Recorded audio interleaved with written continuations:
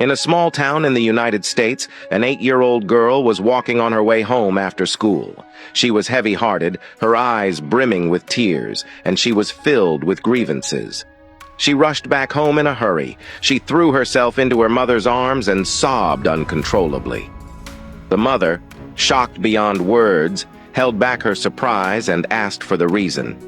The little girl, teary-eyed, looked up and said hoarsely and tremblingly, "Mom, I don't want to go to school anymore. They are all bad guys, and I will never play with them again. One classmate said that for someone as short as me, he could crush me with just 2 fingers.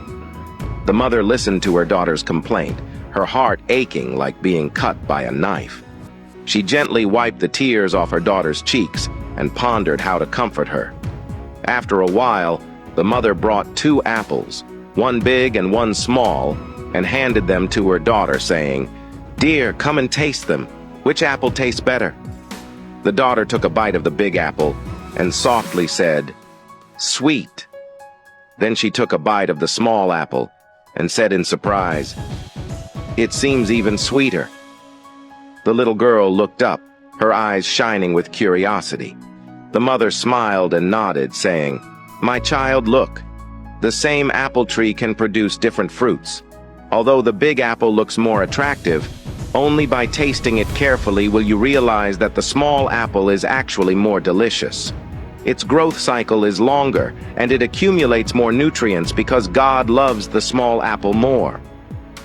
After hearing her mother's words, the girl's self-abasement seemed to gradually melt away. She suddenly understood that even though she was petite, she would still be favored by heaven and become a unique version of herself. Because of her mother's encouragement and guidance, the little girl no longer felt inferior due to her congenital developmental deficiency and regained her confidence. Many years later, the little girl finally became a famous writer. Her first work, Gone with the Wind, broke all publishing records in the United States upon its release, with sales reaching over 10 million copies, and won the Pulitzer Prize.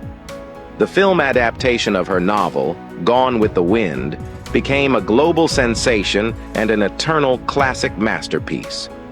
She was none other than Margaret Mitchell, a little girl born with stunted growth. When people curiously asked Mitchell about the secret of her success, she would always smile and say, "Although I am short, I am not self-abased.